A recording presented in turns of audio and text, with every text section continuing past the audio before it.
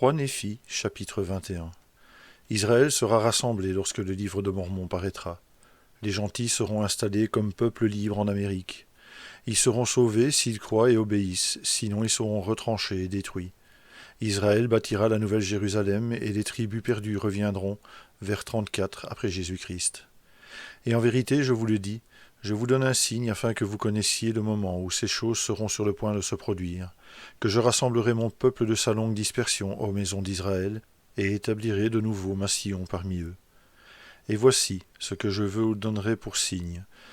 Car en vérité, je vous dis que lorsque ces choses que je vous annonce et que je vous annoncerai plus tard de moi-même et par le pouvoir du Saint-Esprit, qui vous sera donné par le Père, seront révélées aux gentils, afin qu'ils soient informés sur ce peuple qui est un reste de la maison de Jacob, et sur ce peuple qui est le mien, qui sera dispersé parmi eux.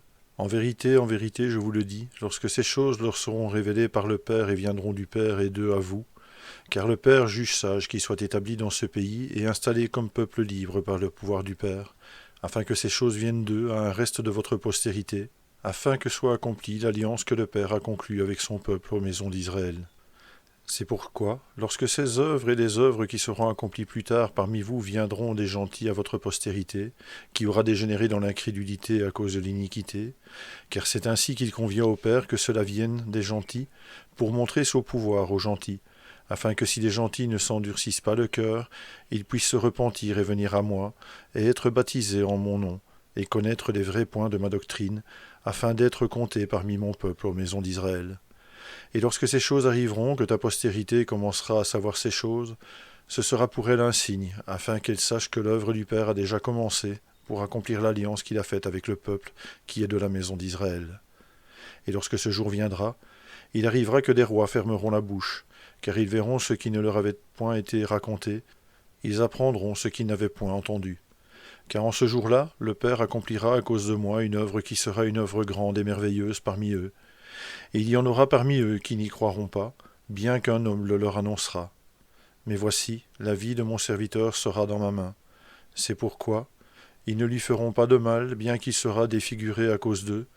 Néanmoins je le guérirai, car je leur montrerai que ma sagesse est plus grande que la ruse du diable. C'est pourquoi il arrivera que quiconque ne croira pas en mes paroles à moi, qui suis Jésus-Christ, paroles que le Père lui fera porter aux gentils et lui donnera le pouvoir de porter aux gentils, cela se fera comme Moïse l'a dit, celui-là sera retranché d'entre mon peuple qui est de l'alliance. Et mon peuple qui est un reste de Jacob sera parmi les gentils, oui, au milieu d'eux, comme un lion parmi les bêtes de la forêt, comme un lionceau parmi les troupeaux de brebis, lorsqu'il passe, il foule et déchire, et personne ne délivre. Sa main sera levée sur ses adversaires, et tous ses ennemis seront retranchés. Oui, malheur aux gentils, à moins qu'ils ne se repentent, car il arrivera ce jour-là, dit le Père, que j'exterminerai du milieu de toi tes chevaux, et je détruirai tes chars. J'exterminerai les villes de ton pays, et je renverserai toutes tes forteresses. J'exterminerai de ton pays les enchantements, et tu n'auras plus de magiciens. J'exterminerai du milieu de toi tes idoles et tes statues, et tu ne te prosterneras plus devant l'ouvrage de tes mains. Et j'arracherai tes bosquets du milieu de toi, de même que je détruirai tes villes. Et il arrivera que tous les mensonges et les tromperies et les envies et les discordes et les intrigues de prêtres et les fornications seront abandonnés. Car il arrivera, dit le Père, qu'en ce jour-là, quiconque ne se repentira pas et ne viendra pas à mon Fils bien-aimé, je le retrancherai du milieu de mon peuple aux maisons d'Israël. J'exercerai ma vengeance avec colère, avec fureur sur les nations, comme elles n'en ont jamais entendu de pareil. Mais si elles se repentent et écoutent mes paroles, et ne s'endurcissent pas le cœur, j'établirai mon Église parmi elles.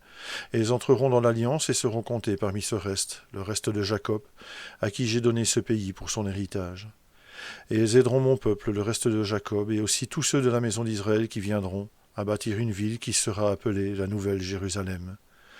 Et alors ils aideront mon peuple qui est dispersé sur toute la surface du pays, afin qu'il soit rassemblé à la Nouvelle Jérusalem. Et alors le pouvoir du ciel descendra parmi eux, et je serai aussi au milieu. Et alors l'œuvre du Père commencera ce jour-là, c'est-à-dire lorsque cet évangile sera prêché parmi le reste de ce peuple. En vérité, je vous le dis, ce jour-là l'œuvre du Père commencera parmi tous les dispersés de mon peuple. Oui, les tribus qui ont été perdues, que le Père a emmenées de Jérusalem. Oui, l'œuvre du Père commencera parmi tous les dispersés de mon peuple, pour préparer le chemin par lequel ils pourront venir à moi, afin de pouvoir invoquer le Père en mon nom. Oui, et alors l'œuvre du Père recommencera parmi toutes les nations pour préparer le chemin par lequel son peuple pourra être rassemblé chez lui au pays de son héritage.